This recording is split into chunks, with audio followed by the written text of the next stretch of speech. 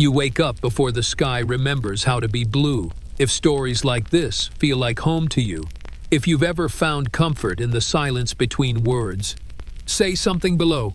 A dot, a whisper, a memory. So I know you're out there, and if you'd like to return to this kind of night, you can subscribe. No pressure. No one's watching. No one ever is. Not because of the bell. Not because someone called your name. No one calls your name anymore. You wake because the cold has climbed in. It came from the floor, nestled into the straw beneath your spine, crept between your ribs. It doesn't sting, it settles. And you let it. A candle sits on the table, unused, stunted, waiting. It leans, slightly, as if trying to listen to the wind sneaking through the crack above you. That wind knows your name better than the people do. The air smells of ash, of old cloth, of something damp and quiet.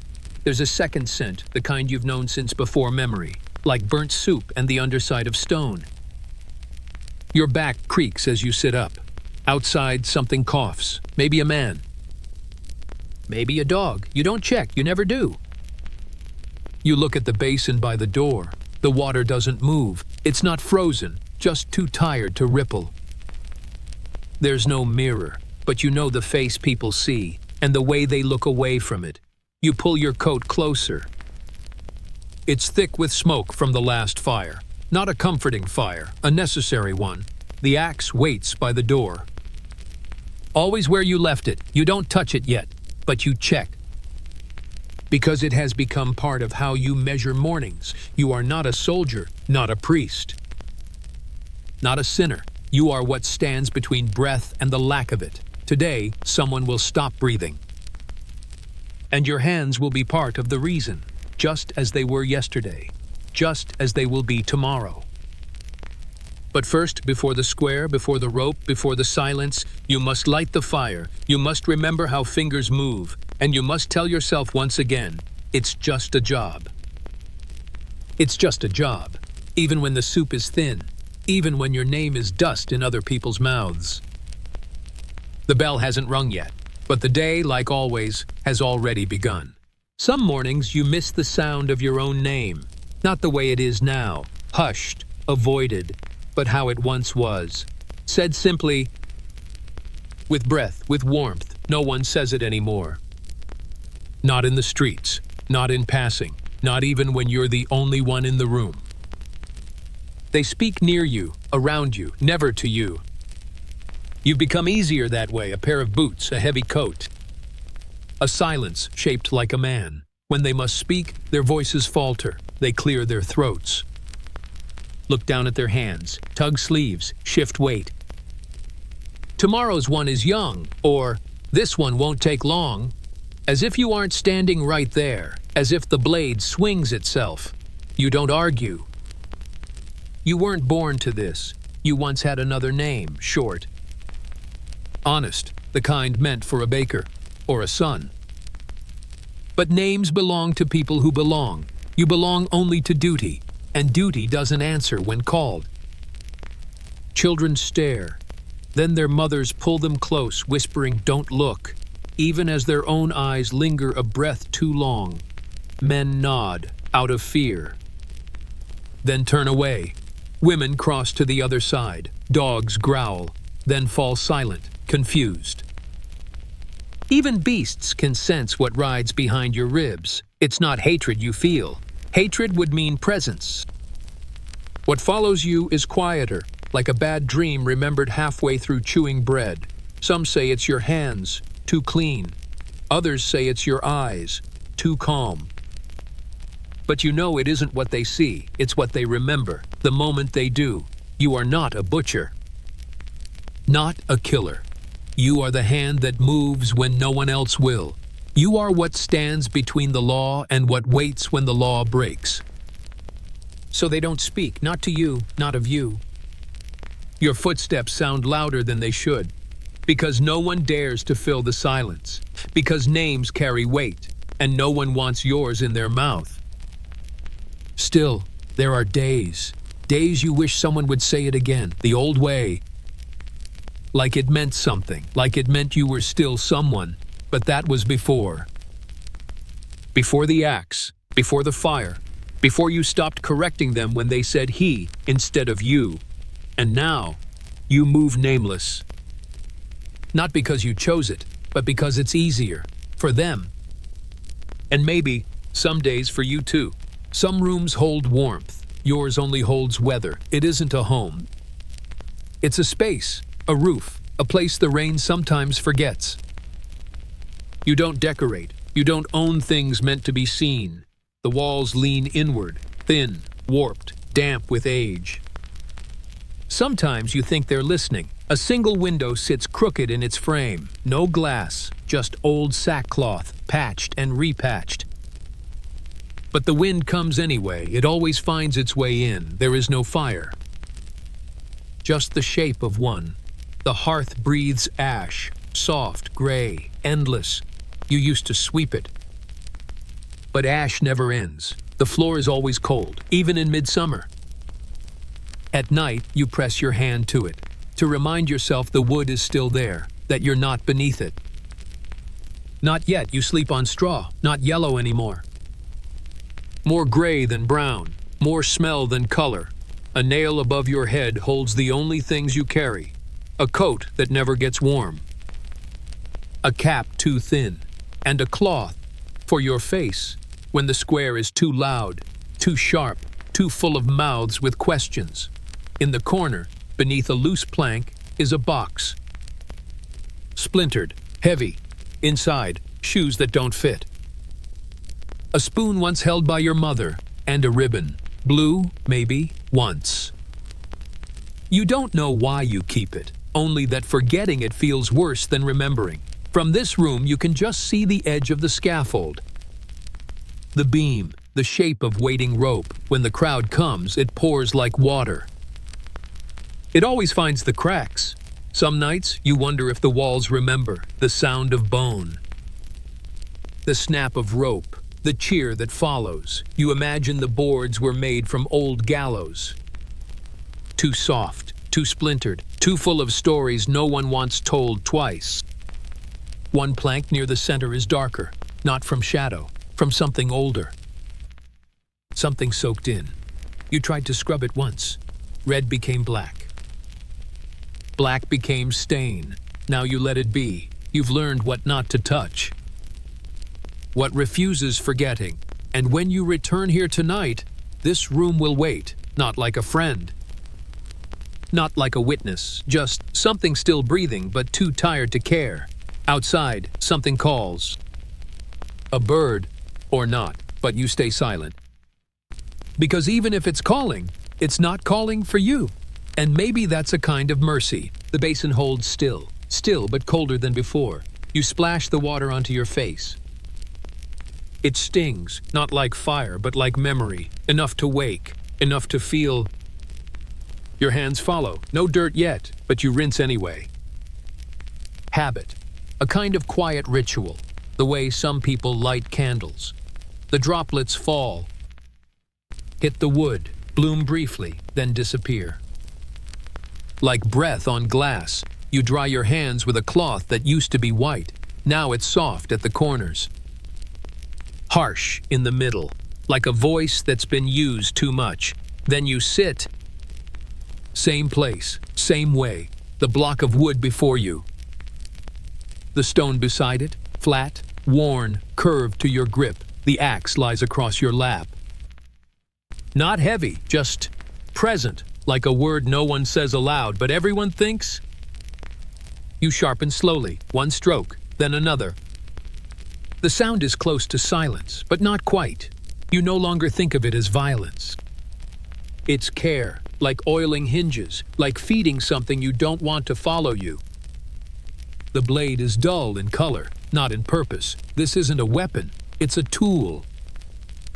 Tools don't ask to be admired, only trusted. There's a notch near the edge.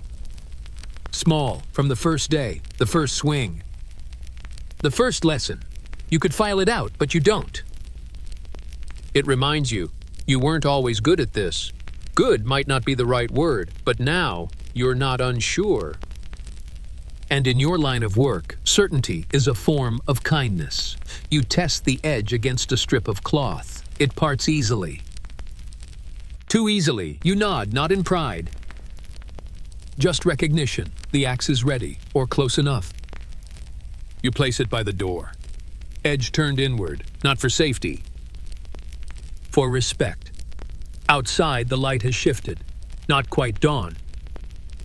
But the smell of it is there. Smoke, wet stone, bread waking in ovens. Beneath it all, something waiting. A pressure in the air. Like the city knows something is about to be taken from it. You pull on your coat, fasten each button. Finger the last loop, pause, let it go. The work is waiting, the edge is ready, the crowd will gather. So you open the door and step into the day, not as a name, not as a man, but as a weight the world refuses to carry itself. The stones beneath your boots are still wet. Dawn hasn't broken, but the street remembers how to echo. The tavern is open. It always is. Not because it welcomes the day, but because it survives by catching those who fall before it begins. You push the door. It creaks, just enough. Not loud, not soft, enough to be known. No one turns. They don't need to. They already know it's you. The warmth inside never finds you. Not through coat, not through bone. You walk to the corner. Same table, back to the wall, where nothing surprises you from behind. The wood under your hand is carved deep. Names, marks. Burns. You trace one, not yours. But someone wanted it remembered, and the table kept its promise. You place 2 coins on the table. The sound is soft, but final. The woman behind the counter sees, wipes her hands on her apron. Comes over, no words pass. They never do. She brings what she always brings. Bread with edges like stone, water that smells like time left too long in a bucket. Today, her eyes rise, just for a second. And in that glance, not fear, not disgust, just a tired knowing. Like a woman who once lost something and decided to keep losing it quietly, you nod, not thanks. Just acknowledgement, a gesture to say, yes, I saw it too. The other men laugh, then remember. Their voice is thin. One adjusts his belt, another stares too long at a wall. The boy sweeping the floor stays far from your boots. Far from your shadow. You eat slowly. Bread breaks into uneven chunks. Your jaw aches. The water tastes like old iron and wet rope, but it moves the food down. No one joins you. No one ever does. Once, long ago, a man sat across from you. Didn't know your face yet, shared his meal, told a story about his mother's soup.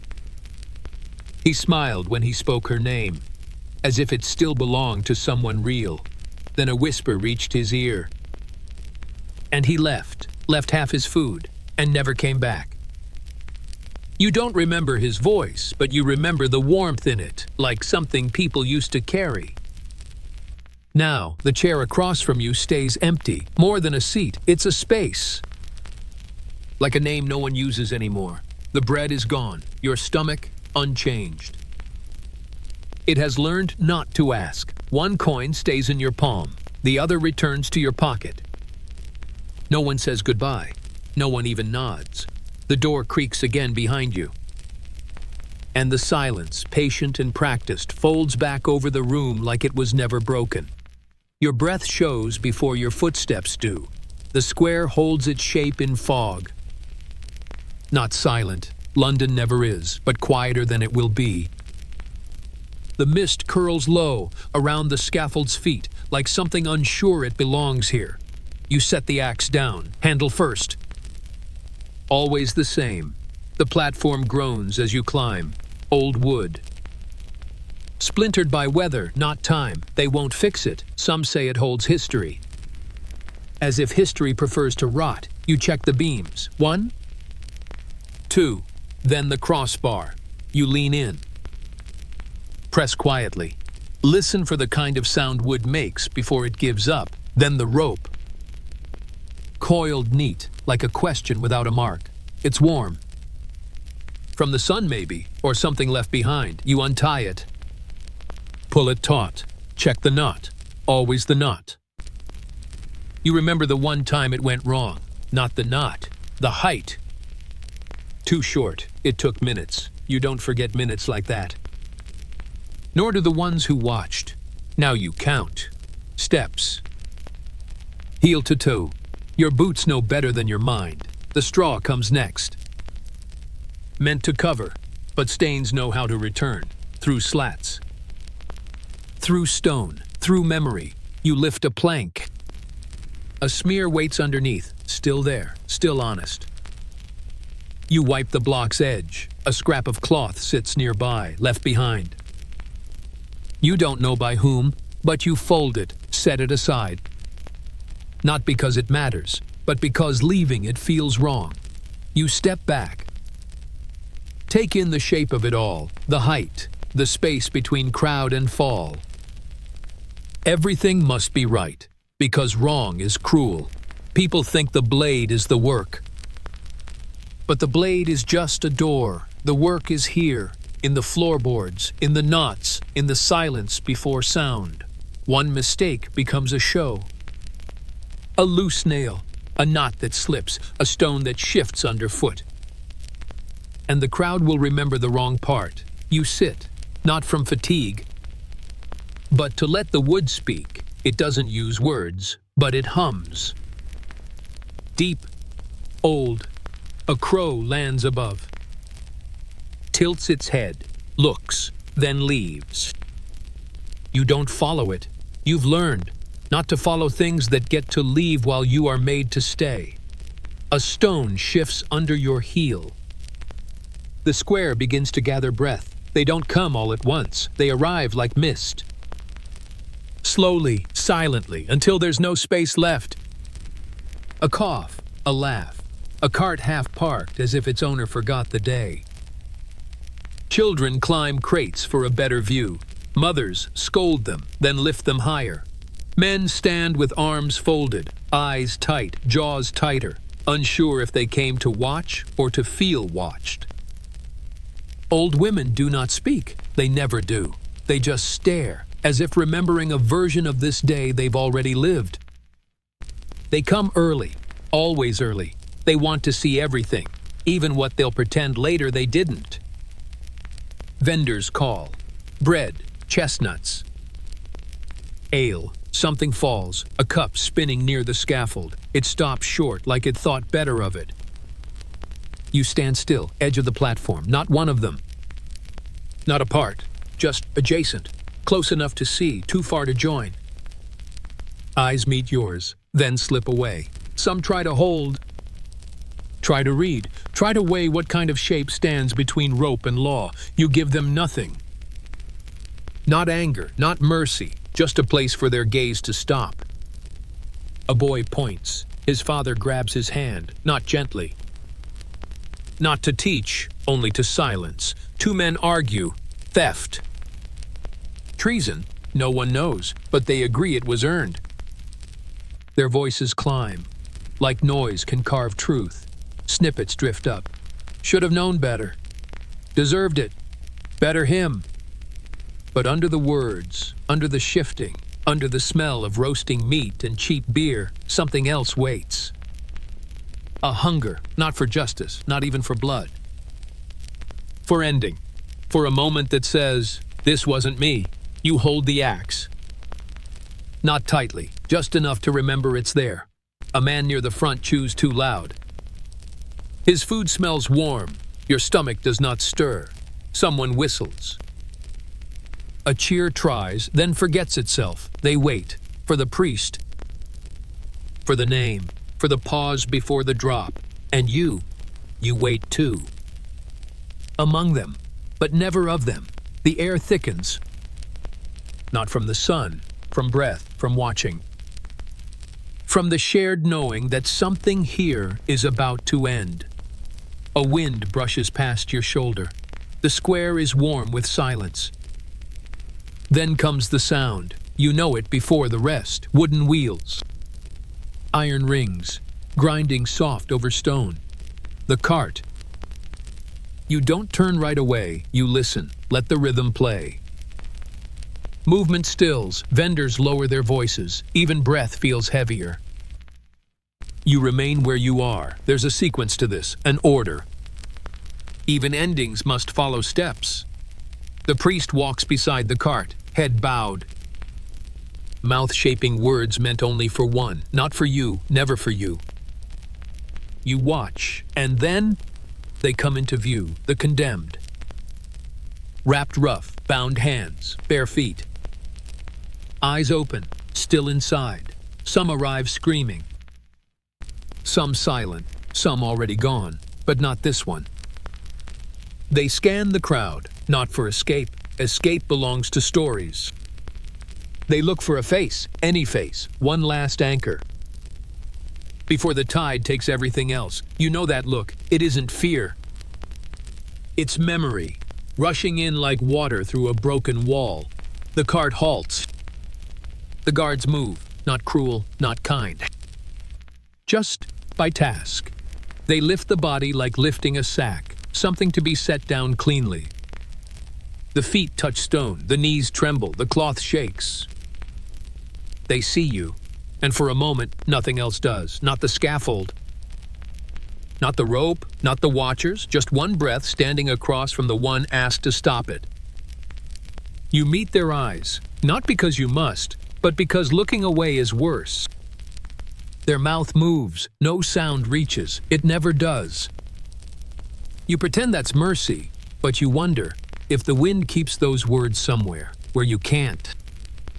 The steps creak, each one louder than it should be, like the scaffold wants to be heard before it acts.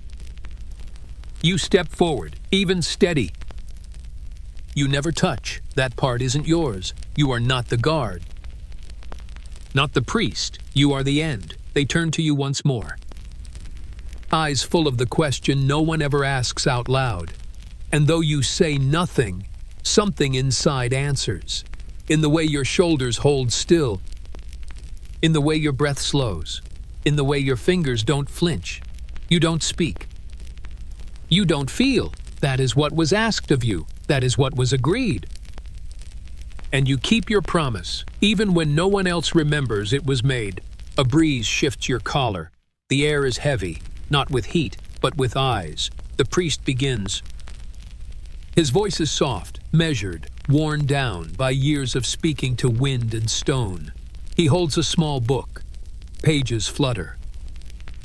Not from fear, from age, or memory. You know the words, could speak them yourself, but they are not yours to speak. The condemned bows, or is bowed. The difference blurs in moments like this. The priest speaks of mercy, of sin, of letting go. The crowd listens, not to understand, but to know when. Like thunder, like waiting for the break. A voice shouts.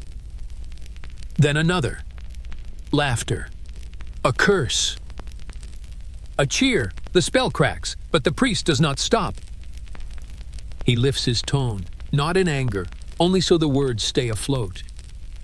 Something is thrown, rotten, wet.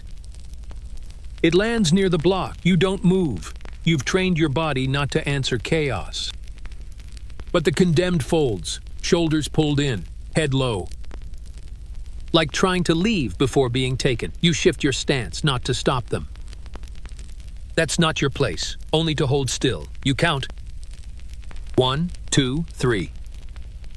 The priest knows when to finish. There's always that pause, right after deliver us from evil, right before amen, when everything holds its breath. That's when you step forward. Not before, not after. Any sooner is cruelty. Any later is something worse. You pass the priest. He steps away. The condemned doesn't move. They're no longer here, or not fully. The axe waits. You grip it, not hard. Not soft, just as it needs, and the crowd quiet.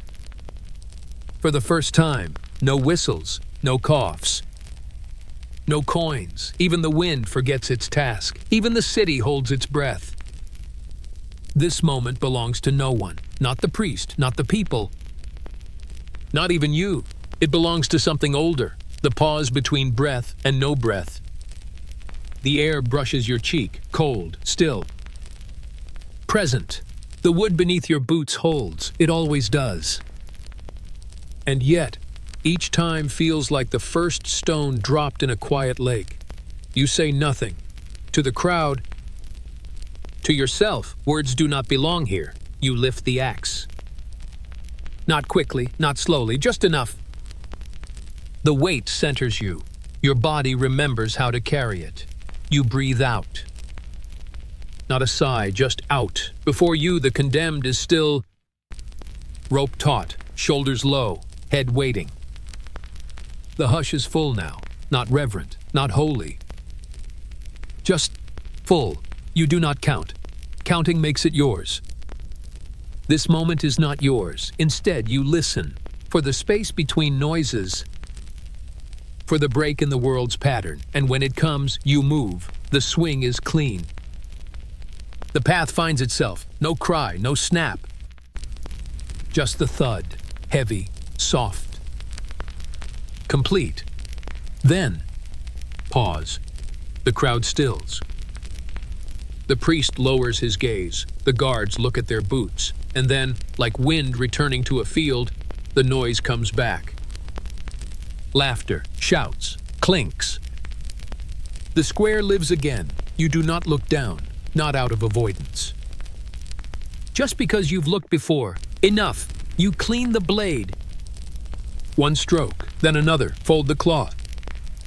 Tuck it away, not to forget, to mark that it happened. Above, a crow calls, or laughs, or maybe just breathes out. The people scatter. Vendors call again. Someone hums. As if this day is like any other. But you know better. You always do. You descend, step by step. The crowd parts. Not from reverence, from caution. No one meets your eyes. Not anymore. Behind you, the scaffold settles. One creak. Then two. Then silence. The kind that knows what it just witnessed. The crowd is gone. Or mostly gone. A few remain, drifting at the edges like smoke that hasn't learned to leave. The platform is still warm beneath your feet. It breathes in its own quiet way. You kneel beside the block. You've done this before, many times. It doesn't get easier. Only quieter. In your hand, a cloth, rough linen, already stained. You dip it into the basin, the same basin used for years, maybe decades. The watercolors before you even touch the blade. You begin with the edge, always the edge. It must be cleaned, not just out of duty, but out of something older than duty. Respect, perhaps, reverence. Not for what it did, but for how close it always comes to being you. The blood clings, not just to steel, but to your wrists, your boots, the air, and something you carry inside. You scrub gently. Not because metal demands it, but because some part of you still does. A part you no longer name. You turn to the block. You've tried before. Sand, ash, boiled water. But there are stains that do not leave. Stains that belong here. Stains that are not failure, but fact. The smell rises, sharp, faintly sweet. You breathe through your mouth. Most days that helps. Some days it doesn't. Some days it slips in anyway, like memory through a cracked window. There's blood on your wrist. On your boot. You wipe it away, though you know it isn't finished with you. It never is. You remember one night, years ago, when the room was still, so still you could hear it. A drop, falling steady. You thought it was rain. But there was no rain. Just your mind, echoing the sound from earlier that day. Since then, you've never trusted silence. It always feels like it's about to speak. You fold the cloth, place it in the bucket. You'll wash it later. Or maybe not. The sun is higher now, but the square feels darker. As if what happened here left a film on the air. Or maybe it's just your eyes. You don't check. You look at your hands. They are clean, but they don't feel clean. You flex your fingers. The joints pop, soft, like small voices trying to say a name you can't remember. You stand. The block is behind you. The square is quiet, the people are gone, and still the silence drips. Somewhere deep, soft, steady. Always falling. You walk through the city like something seen but never spoken. The blood is gone from your hands, but it follows you anyway. Not in color, in memory, in the way people move. The street is awake now, carts rattling, footsteps quick, voices trading prices and stories. But when they see you, the rhythm shifts. Conversations fade. Eyes lower. A man adjusts his collar. A mother places her hand gently on her child's shoulder and turns. Not out of fear, not out of hate, just the quiet need to keep death at a distance. The market carries the familiar scent of bread and salt fish and smoke. You used to love that smell. There was a time, barefoot, coins warm in your fist, chasing dreams that smelled like sugar and butter. That was before the axe, before your name slipped from mouths and into corners. Someone calls out the price of onions, bright, strong, practiced. Then they see you. The voice thins. You pass the baker's window, the one with the crack running across it like a scar. She doesn't look up. Once, long ago, she gave you an extra piece of crust for no reason at all. Now, she turns before you reach the door. You don't blame her. You've stopped expecting warmth long ago. At the next corner, someone coughs. The same stone edge where you once stood with a letter in your hand, the seal heavy, your fingers unsure. You remember how it felt, too large a task and too small a grip. You walked home that day rehearsing the words you'd say to your mother. She had wanted simple things for you. Not honor, not recognition, just quiet. Just enough. You remember the doorway, the way the light found her face. And how her expression didn't break. It folded, as if something closed, quietly.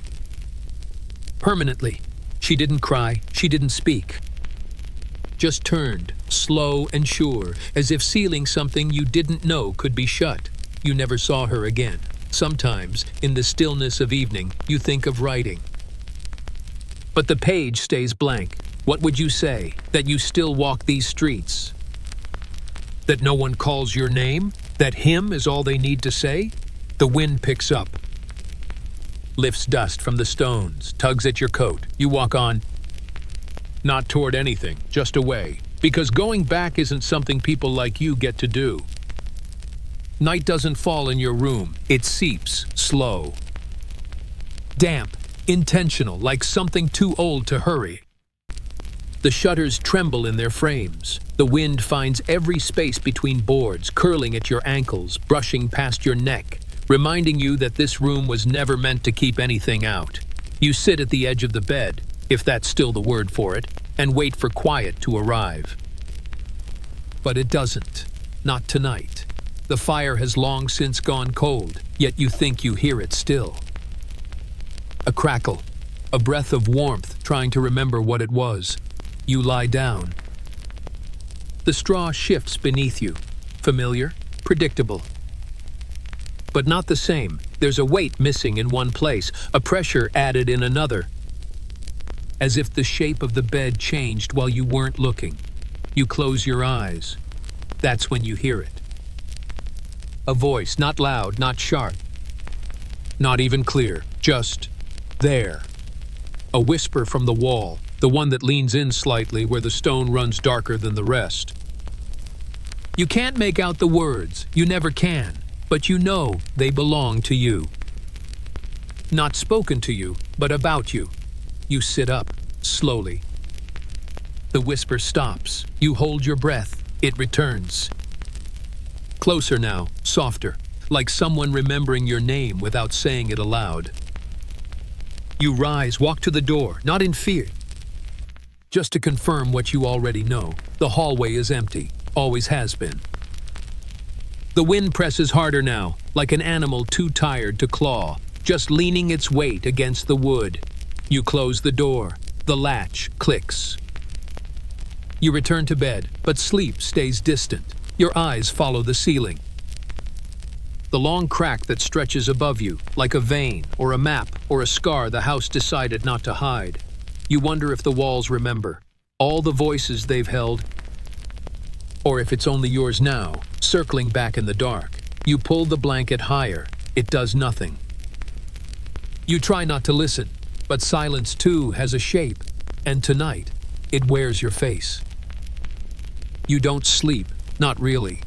Your eyes close, and the room slips away, but your thoughts remain, circling the same worn path they always follow when night presses hard against your chest. You think of the man from this morning, the way his mouth moved in those last seconds, the way his shoulders settled, not in fear, but in release. Like someone letting go of a weight he had carried too long. You wonder what he did, what they said he did. You weren't told, you're never told, that isn't your place. You are not the gavel, not the law. You're the ending, the punctuation. The part no one lingers on for too long, but lately, that role feels thinner, less distant than it once was. You stare at the ceiling. That same crack stretches across it, a little wider than last year, like something pulling open slowly, gently, without anyone noticing. You ask yourself the question, the one you've learned not to say aloud. What if he wasn't guilty? What if the charge was wrong? What if the evidence bent beneath someone's ambition or someone's fear? You think about justice, about how often it shifts shape to match the mouth that's speaking. You think about the law, how quickly it changes when the powerful feel uneasy. And then, you think of your hands that never tremble, your hands that do what they are told. The harder question rises now, the one you never let come close in daylight. What if it were your child? Not metaphor, not theory, your blood. Accused, sentenced, named. Would you obey? Would you lift the axe like you always have? You don't answer. You close your eyes, not from rest, from something else. A weight behind the eyes that has no word. The answer is waiting, somewhere beneath your ribs. And part of you already knows. Part of you already whispers, yes, yes, you would, because that's what you've become. Not a monster, not a man, just a mechanism. A shape in someone else's machine. You shift beneath the blanket, it's no warmer than before.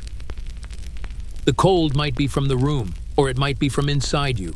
You try to breathe slower, deeper, but the thought doesn't leave. It coils quietly.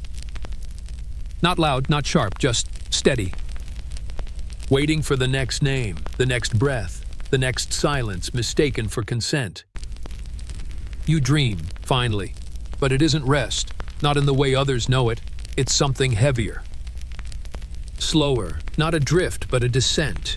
You find yourself in a field you've never seen before. The grass is too tall, the sky is still, unnaturally so, and the light has no source. It hangs in the air like milk over old parchment. You begin to walk. You don't know where you're going, but your feet do.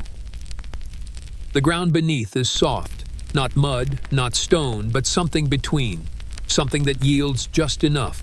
Then the faces begin to appear. Not all at once, one by one, in the order you remember them. The man who begged, the woman who cursed, the boy who trembled so hard the rope quivered with him. They don't scream, they don't run, they only look at you. Steady, unmoving, not accusing, just present. Too present, you try to speak, your mouth opens, but ash fills your throat. You try to wake, your limbs stay still. One of them steps closer.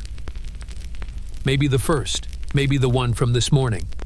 His mouth doesn't move, but the words arrive anyway. Not sound, not voice, just meaning. Why? It isn't anger, it isn't blame, it's curiosity. Pure, honest. Why? You want to answer, you try to. You want to say, it wasn't your choice. You don't decide. You are only the hand, only the swing. But none of that fits here, not in this place. Because here, there are no uniforms. No ropes, no crowds, only you. And only them. And the question, it lingers. It floats, it presses. Why? You wake before the answer comes, not with a jolt, not in fear. Just awake. The room is unchanged. The ceiling crack is still there. The cloth on the window, the basin, the air. But something is different. Your chest feels slower, not tired. Not broken, just quieter. Like something inside you is waiting for something you still can't name. You walk without direction, not because you are lost, just because there's nowhere that asks you to arrive. The evening is quiet. A kind of quiet that doesn't invite peace, only separation. The city glows from inside itself. Behind windows, laughter, warmth, wine swirling in silver cups. Oil lamps flicker in drawing rooms lined with tapestries. You can smell meat roasting, hear the soft clink of porcelain, a piano note held just a moment too long. You pass by one of the houses. 3 floors, glass windows, trimmed hedges someone paid to be trimmed. A man stands inside pouring wine into a woman's cup. She laughs, touches his wrist. He says something you can't hear, and they both tilt their heads back in that soft, easy way people do when they forget the outside exists. And then the woman turns, just a little, just enough. And her eyes meet yours through the glass. She doesn't scream, she doesn't frown. She simply moves, quietly, fluidly, to pull the curtain closed. It doesn't slam, it doesn't shake. But somehow, it feels like a door shut from the inside. You stand there for a moment longer, watching the fabric settle. The world behind it still glowing, still alive, without you. You don't blame her. It's easier not to see you. It's easier for people like them to enjoy their roast, their violins, their safe beds, when they know that someone else is doing the necessary things in the dark. You're not angry. Anger is a luxury you stopped affording years ago. But there is a part of you, quiet, wordless, that wonders what your life might have been if someone had left a curtain open. If someone had looked longer, and not looked away. A breeze picks up. It carries a scent from the kitchen chimney. Pepper, fat. Something sweet. You feel your stomach tighten, but not from hunger. Just from remembering that once, years ago, you were invited to a dinner. You wore your best coat, you said little, you drank slowly. You were not asked back, and since then, the only invitations you receive are written on parchment, signed by law. Paid in silence, you keep walking, past the laughter, past the light, past the warm windows and the soft, familiar sounds of belonging. None of it is for you. And somehow that makes it easier to keep moving. You keep walking, the streets narrow, the stones crack and give beneath your boots. Above you, laundry hangs between leaning houses, gray sheets, a child's shirt, a rag that might once have been blue. The air grows heavier with smoke, damp cloth, and boiled roots. You know this part of the city. It knows you too, not by name or face, but by presence. By weight. A woman selling apples watches you from across an alley. She doesn't run. Doesn't speak, just lowers her eyes and stacks fruit that doesn't need stacking. Her hands tremble slightly. You pass without stopping. Nearby, a boy tugs at his mother's skirt and points at the axe strapped to your back. Not your face. Not your coat, the axe. The mother lifts him quickly, turns, and walks away. Her grip is strong, her shoulders are thin. You watch them go. Not out of malice, just because they're real. Because you could almost believe that once you were the boy. Not the reason he's afraid. You turn a corner. 3 old men play cards on a crate. They go silent. One nods, the others pretend to shuffle. The cards don't move. You pause. There's a long silence between you. Not hostile, not warm, just recognition. You're not one of them. but not above, just adjacent. You keep walking, past broken shutters, cracked pots, the smell of stew stretched too thin. These people know pain. They know hunger, but they don't carry death. That makes them different. That makes you other. A girl laughs, then stops mid-giggle as her friend whispers something. You don't look. You already know the words. He kills people. He has no soul. He never blinks. None of it true. All of it understandable. You walk slower. There's nowhere to rush. Just movement. Just the rhythm of steps that say, you are still here. And you think, not for the first time, people don't fear what you are. They fear what they'd become if ever asked to do what you do. You follow the curve of the street until it narrows into quiet. Cobblestones give way to packed dirt, and even the air feels heavier here, thicker with things unspoken. The sky has dimmed, but not enough to hide what you carry. The axe is wrapped, out of sight, but everyone still sees it. Or rather, they see you, what you represent. What you prove. You walk past a faded poster nailed to a post. Justice must be seen to be done. The ink is smeared. The edges curl in the wind. And you wonder, not for the first time, who that poster is really for. You kill people. That is the truth. But you do not murder them. That is the distinction. At least, that's what they tell you. The sentence is given. The verdict passed. You are only the end of the line. You are not guilty. You are necessary. But sometimes, in the quiet of your own mind, the words begin to shift. Guilty becomes useful. Useful becomes invisible. And invisible becomes dangerous. The law gives you the right to do what others cannot, to lift the axe, to swing, to end. But the law is not a voice. It does not wake in the night. It does not remember the face of the boy from last winter, who bit his lip to keep from crying. It does not carry the weight of his final breath in its hands. You do. Only you. There are days when that feels like purpose, and others when it feels like punishment. You try not to ask the hard questions, but they come anyway, quietly, persistently. What if the law is wrong? What if the man you executed was innocent? What if mercy would have served justice better? You were not trained to answer, only to act. Only to repeat the motion until the silence returns. You think about how easily the word justice rolls off tongues in the crowd, how it is shouted like a blessing or a weapon. But justice has never spoken to you. Justice never visits your room at night. It never lingers on your skin the way blood does. It never touches your dreams. The law tells you when, but it never tells you why. And it never stays behind to help you live with the doing of it. You pause near a wall, lean your shoulder against it. There is a mark carved into the stone, an old one.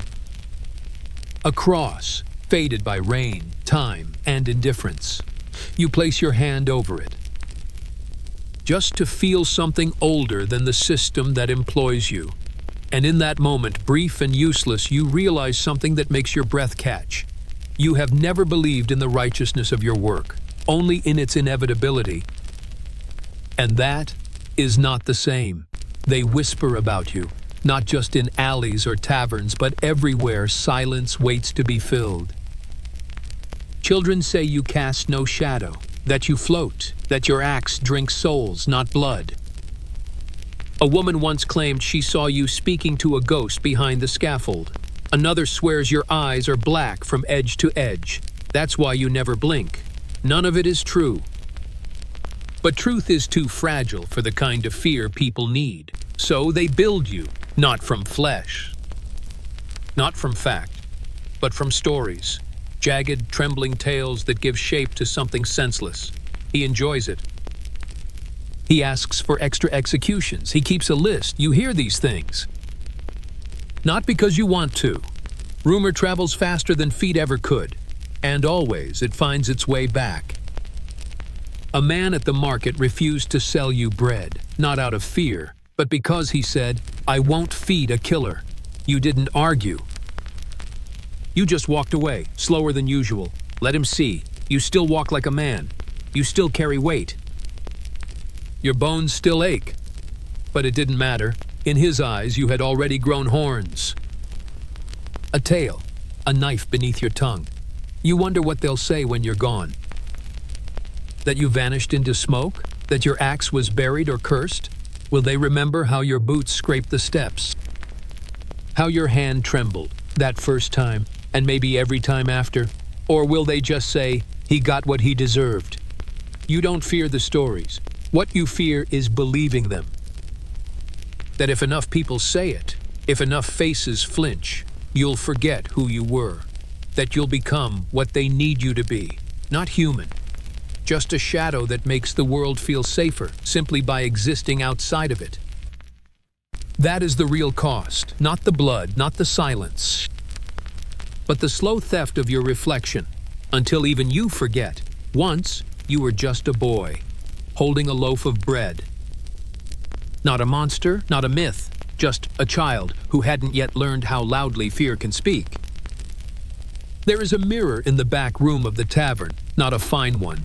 Warped glass, cracked edges, a streak down the middle like it once tried to cry and froze halfway. You didn't seek it out. You just turned, and there it was. You haven't seen your reflection in weeks. Maybe months. Your room holds no mirrors, there's no point. No comfort, but this one catches you off guard. The light is dim. Your shape vague, your face, a muddle of beard, shadow, and something heavier than fatigue. For a moment, you see nothing. Not darkness, not emptiness, just the absence of recognition. You blink. The shape moves but means nothing, like watching a stranger mimic your breath. You step closer. The floor creaks. You lean in. Still nothing. You see a man's outline, but not you. Not the boy from the market, not the apprentice who believed honest work would bring peace, not the son whose mother turned away. Just a man-shaped echo. You touch the frame, it flakes. It's cold. You want to speak, to ask, plead, whisper your name, yours if you still recall it. But no words come. You open your mouth. Silence. Your throat dry. Chest tight. What do you say to a reflection that no longer belongs to you? What do you offer a version of yourself that no longer believes you exist? You step back. The image lingers a moment, then wavers, then disappears. Not magic, not myth. Just the mirror, tired of pretending. You leave the room without a word. No one notices. No one asks. And behind you, the mirror stays, watching nothing. Reflecting nothing, as if you were never there at all. You sit on the edge of the square, not hiding, not inviting. Just there, like an old statue, placed, not chosen. The crowd has long since thinned. The sun is somewhere behind soot-streaked clouds, neither warm nor absent. Children run past. Bare feet on stone, laughter too loud for the hour. One scrapes a knee, rises without crying. They carry no names yet, just dirt, nicknames, and unlearned futures. You watch them. You don't smile. You wouldn't know how. Then one stops. A boy, 7, maybe 8. He looks at you, really looks. Not in fear, not awe, just that strange instinctive confusion only children can manage. His eyes find the wrapped axe. He doesn't know what it is, but he knows enough. His mouth opens, then closes. He steps closer, then hesitates. His friend calls out. He doesn't answer, just stands there caught between something he can't name and something colder. You hold his gaze. Not long, just enough. Enough for him to see you won't speak first. Enough to understand you never do. He turns. Walks away. Not fast, not frightened. Just deliberate, like he's choosing to leave behind a future he doesn't want. You look down at your hands. Resting on your knees, open, empty. They don't shake, haven't in years, but something inside them does. You remember your own childhood, stones, mud, a scrap kite and dreams, and the man who once passed silently down your street, heavy burden across his back. You didn't know what it was. But you remembered the way silence followed him. You told yourself, I'll never be that man. You weren't lying. You just didn't know how little the world listens to children's promises. The wind tugs your coat. A church bell rings, distant, hollow, like someone trying to speak through water. You pick up the axe, not with pride, not with shame. Just because it's yours, because the boy is gone, and you still have a job to do.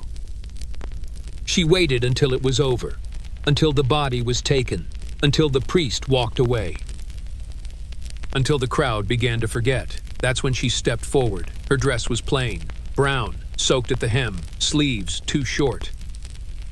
A scarf hid half her face, but not her eyes. Nothing could hide her eyes. You saw her before she moved. You always notice the ones who stay too long. Her hands were shaking. One gripped something. You didn't see what until it flew. A shoe, not heavy, not sharp, not meant to hurt. It struck your shoulder and fell. Then she fell too, not toward you, not in fear. She dropped to her knees as if the weight of her own breath had become too much. And then she cried. Not loudly. Not like in stories. Her mouth opened, but no sound came. Her body shook, but the air stayed still. You didn't flinch. You didn't speak. You didn't pick up the shoe. You stood there, because it was the only thing you could do without breaking. The guards moved toward her. You raised a hand. Not to stop them, just to say, let her finish. She looked up once, just once. And that was enough, that look. It didn't ask for mercy. It didn't ask for explanation. It asked one thing only. Did you feel it? And for the first time in days, you weren't sure how to answer. Her lips didn't move. Her tears slowed, and still, her eyes stayed on yours, like she was daring you to look away first. You didn't. You owed her that, and maybe more. A lifetime ago, she might have been your neighbor. Someone who handed you bread, who asked about your mother, who laughed when you dropped something in the street. Now she was a reminder of the weight, of the silence, of how justice always kills more than one. A guard finally helped her up. She didn't resist. She didn't thank him. She walked away barefoot, leaving one shoe behind. You didn't move. Not for a long time. Not until the wind picked up and nudged the shoe toward the scaffold. You bent down, picked it up, held it for a moment, then placed it gently at the base of the steps. You don't know why. Maybe because she deserved to walk away from this with something, even if it was only your silence. He was waiting by the gate, not for you, just there. Like old things often are, placed more than present, bent back, hands like roots. Eyes sharp in that way age sometimes grants, not as a gift, but as a warning. You nodded as you passed, polite. Empty. He didn't nod back. He watched you like someone who had seen too much to pretend politeness mattered anymore. Then he said it, not loud, not soft. Just enough. In the old days, he said, the one who swung the axe was buried with the one he killed.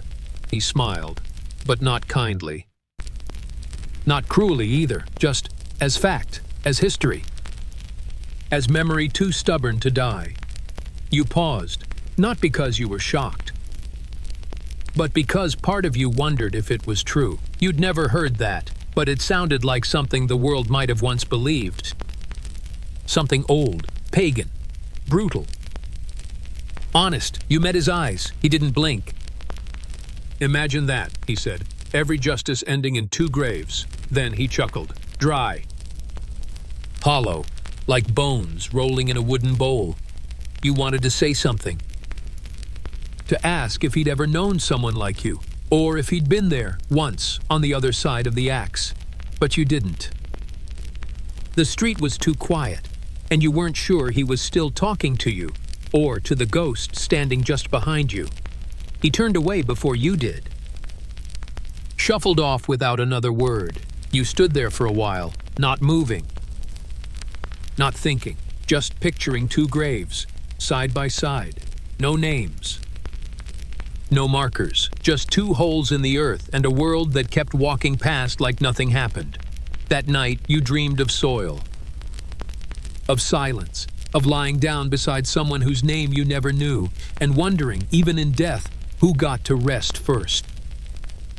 He sits at the far end of the chapel, always the same bench, always the same posture, back straight, hands folded, eyes fixed on the floor, as if waiting to hear something that never comes. You don't come here for him, you just pass through, but every time you stop. He doesn't look up, doesn't smile, he knows better. So do you. The chapel is cold, colder than the street outside. It smells of wax and old stone. The candles flicker, but they don't warm. You sit a few feet away. Not beside him, never that, just close enough that if one of you spoke, the other wouldn't need to lean in. For a while, there's nothing. Then he says, "We keep meeting." You don't answer. There's no question in it. He continues, "They say I forgive the condemned, but no one ever asks who forgives me." You glance over. His face is lined like old bark. Eyes dimmed but not hollow. "And you?" he asks. "Do you ever ask?" You know what he means. You wish you didn't. "Sometimes," you say. He nods. Not approval, not understanding, just acknowledgement. The kind two men carry when they've stopped pretending they can be anything else. "I've buried them all," he says, spoken their names aloud, even when no one listened. His voice isn't sad, just heavy. "Do you remember them?" he asks. You want to say no. You want to believe it, but lies sound louder here. "Some," you answer. He turns slightly. "Do you regret any?" Silence follows, long. Cold, honest. "I don't know," you whisper. He nods again, like a priest does during a confession. Not to forgive. Not to absolve, just to witness. You don't speak after that. He stands. For a moment you think he might reach out. He doesn't. He says, "Come back when you're ready." You don't ask what he means. You leave the way you came, unnoticed, as though you were never there. But his voice lingers. "If you don't speak it," he once said, "the sin speaks on its own." And some nights you swear you hear it, whispering, in the walls, in your breath, in the blade. The bread is harder tonight. You're not sure if it's the same loaf from yesterday or if time just moves differently in this room. The stew is cold. You don't reheat it. The fire has gone out, and so has the reason to make it come back. You sit at the same table, on the same stool, staring at the same wall, the one where the plaster peels in the shape of a country that doesn't exist. You used to trace it with your eyes. Now you don't look at the walls. They tend to look back. No one knocked today. No message, no name folded neatly in paper, no order. And still your hands are clean.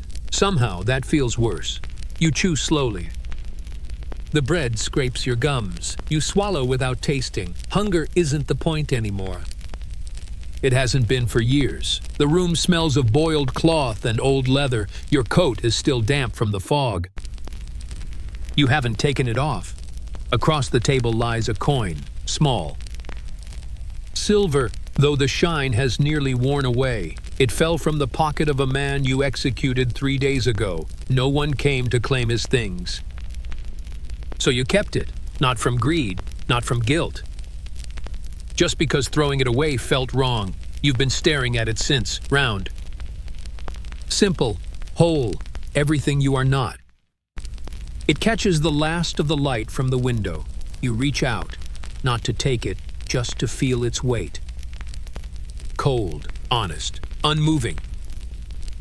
You consider putting it under your pillow, or beneath the floorboard, or handing it to the priest. But he'd only give it back. In the end, you leave it where it is, on the table. Between your empty bowl and your emptier hands, the candle burns low. The spoon clinks once, then stills. Outside, someone coughs, far off, meant for no one. You finish the bread. You drink the water. No one knocks. And if they did, you wouldn't know how to answer. It happens again, just after the candle dies, not because it burned out, but because you let it. The room folds into darkness like a coat too heavy to take off. You lie still, not asleep. You haven't truly slept in years. There's a difference between closing your eyes and leaving the world. You only ever do one. Then 3 knocks, soft, measured. 1, 2, 3, not frantic, not angry. Just there, like they always are. You don't move at first. You tell yourself it's the wind, a shifting board, a cat maybe. But it's not. You know the difference. This is the 3rd time this week. Same rhythm, same time, same quiet after. You sit up. The straw beneath you crackles. The axe leans against the wall nearby, wrapped in cloth, untouched since morning. You don't reach for it. You stand, step across the cold floor, slow, careful, as if the boards might protest. They don't. At the door, you pause. You don't ask who it is. You don't need to. You unlatch the lock. Let the wood creak open just enough to see the empty corridor beyond. No one. Again, nothing but a draft, a flicker of lantern light from 2 houses down, and the faint smell of wet stone. You listen. Deep, still, not even rats tonight. You close the door, gently, as if trying not to wake something that hasn't left. You don't light the candle again. You just sit back down, on the bed, this time, elbows on knees, hands folded like someone about to pray. But no prayer comes. What would you even ask for? Mercy? Rest? A night without memory? You breathe out slowly. The sound echoes more than it should. The knocks didn't wake anyone else. No footsteps above. No muttering from the rooms beside. It's always just you who hears it. You once mentioned it to the priest. He said nothing. Just watched you for a long time and nodded like someone who understood too much to speak. You haven't told anyone else, not because they wouldn't believe you, but because you're not sure you want them to. Because if it's only yours, at least it's real. You lie back down, this time without closing your eyes, and wait for the silence to turn into something else, something softer, something heavier. Something that sounds like sleep, but never really is. You dream again, or maybe not. It feels more like slipping, not down, not through, but inward. The world folds around you like wet fabric, heavy and clinging. In the dream, you're standing on the scaffold. But something's wrong. The crowd is silent, too silent. Their faces are blank, not cruel, not curious, just gone, smudged, as if someone tried to erase them but stopped halfway. You look down. Your hands are bound. Rough rope. Familiar tension. You try to speak, but your mouth doesn't open. Not stitched. Not gagged. Just unwilling. Someone approaches. Boots against wood. You don't need to look up. You already know. It's you, not a version of you, not a shadow. Just you, same coat, same posture, same eyes. You watch yourself walk across the scaffold, calm, steady, inevitable. The other you picks up the axe, cradles it like something holy. You try to step back, but your legs don't move. You try to scream, but the silence swallows even the thought of sound. And then the axe is raised, slowly, with care. Like a craftsman admiring his work, your heart doesn't race, it waits. Like it already knows how this ends. You look into your own eyes, the you holding the axe, and what you see isn't cruelty, or duty, or mercy. It's nothing. A calm, patient emptiness, like stone that never asked to become a wall. Then the blade falls, but doesn't land. You wake, or think you do. The room is dark. Still, But you're no longer lying down, you're standing, barefoot, by the window, one hand pressed to the cold pane.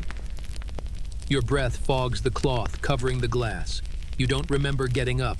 You don't remember crossing the room. You don't remember dreaming, but you do. You always do. You step back. Your heart is steady, too steady. You glance toward the bed. It looks untouched. You wonder how long you've been standing here. A minute, an hour, a lifetime. You sit down, not to sleep, not to think. Just to stop moving, and as you do, a thought settles in. Not sharp, not loud, just there. Maybe this is what it feels like to die slowly, not in the body, but in the name. In the story, in the mirror. You don't light a candle. You let the dark stay. It's the only thing lately that doesn't ask you questions. You sit at the edge of the bed, elbows on knees, staring at the floorboards like they might answer something. A question has been forming all day, not new, not loud, but sharper now, heavier, the kind of question that doesn't knock, it seeps. What if it had been you? Not the one with the axe, the one kneeling, the one waiting, the one whose name was called aloud just once before it all ended. What if you had stolen something? A loaf of bread, a coat, something small enough to hold, big enough to doom you. Would that have made you less human? Would that have made the sentence fair? You think of those you've executed. Loud ones, shaking ones, silent ones. And you wonder how many began with hunger, not greed, not malice. Just the ache of an empty belly. You think about the laws, how clean they read, how absolute, but paper doesn't shiver. Paper doesn't kneel. Paper doesn't watch its child condemned. You imagine your own hands bound. Your knees on splintered wood, the breath of a crowd waiting for the axe to fall. Would they cheer louder, knowing who you are? Or would they turn away, unsettled by the symmetry? You don't know. Worse, part of you doesn't want to. Because if even you could be discarded by the system you serve, then what have you been preserving all this time? You rub your palms together, they're clean. But they never feel that way. You tell yourself this question is dangerous. You're not meant to ask. Only to act. Swing, wipe. Sleep, repeat. But still, it lingers. Not like thunder, more like a whisper.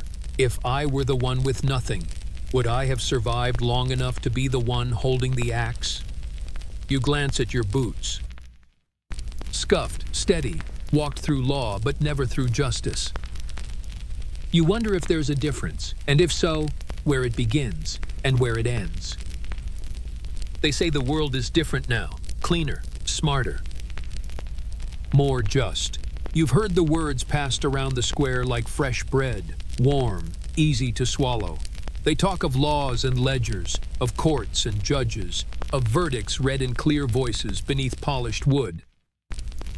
They say things have changed, that punishment now wears a suit, that no one dies for a loaf of bread anymore.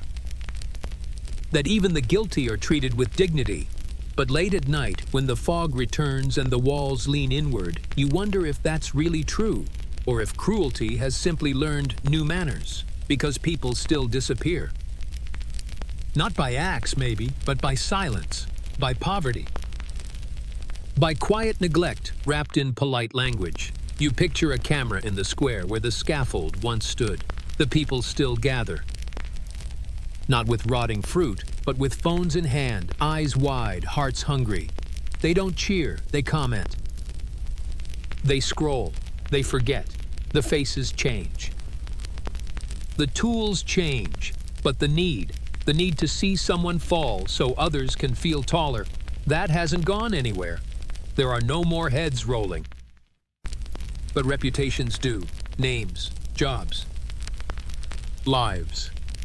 One word taken out of context, one mistake, one moment of weakness caught in the wrong light. And someone is erased, not by blade, but by distance, by the speed at which people turn away. And just like in your time, no one says they're responsible. No one holds the axe. They just watch, quietly, comfortably, from warm rooms behind thick curtains, sipping wine and telling themselves justice has become humane. But you wonder, is mercy real if it's built on forgetting? Is progress honest if it still demands a scapegoat? If someone still has to lose, publicly, painfully, so that the rest can sleep better at night, then how far have we really come? You look at your hands. They tremble a little now, not from age, from memory. You whisper to no one. They never stop needing someone to carry the sentence. You close your eyes, the silence stretches, and for a moment you feel the cold breath of history, not behind you, but beside you. Still watching, still waiting, still sharpening something just out of sight. The room is quiet now, more than usual. Not the kind of quiet that comes from silence, but the kind that arrives when even memory grows tired. The oil lamp flickers low, casting a dull orange against the cracked wall, a dance of light and shadow that barely bothers to move. You sit at the table, not to eat, not to write, just to sit. The axe rests in the corner, wrapped, inert. Still waiting, but not for anything urgent, not tonight. The chair across from you is empty. It always is. You stopped expecting otherwise a long time ago. On the table lies the coin, the same one, you haven't touched it. But it's changed somehow, not in shape, not in weight. Just in meaning, no longer a token, no longer a question. Just a reminder that something once passed through your hands and left a trace. You think about today. The face, the shoes, the breath before the end. You think about how no one else will remember it with the weight it deserves. For them, it was noise, a murmur, a moment. For you, another line etched into the walls of your memory. You close your eyes, and behind them, you see eyes. Not yours, theirs, 1,000 of them. Wide, angry, empty. Tired, just like yours, the wick draws low. The flame folds inward. Outside, a dog barks. A cart rattles by. A child coughs somewhere in sleep. The city does not know your name, but it knows what you do. And maybe that's enough. Or maybe that's the sentence. You stand. Slowly, blow out the lamp. Let the dark find its shape. You lie down fully clothed. The blanket is thin, the night colder than it should be. But you don't mind. You've carried worse. Your eyes stay open for a while. Not afraid, not searching, just listening. And just before the weight pulls you under, you hear it. Not the knock, not the ghost. Just a voice, inside, outside. You'll never be sure. A whisper. Soft, familiar, inevitable. Sleep now. Tomorrow, there will be another name on the list. And you believe it, because there always is.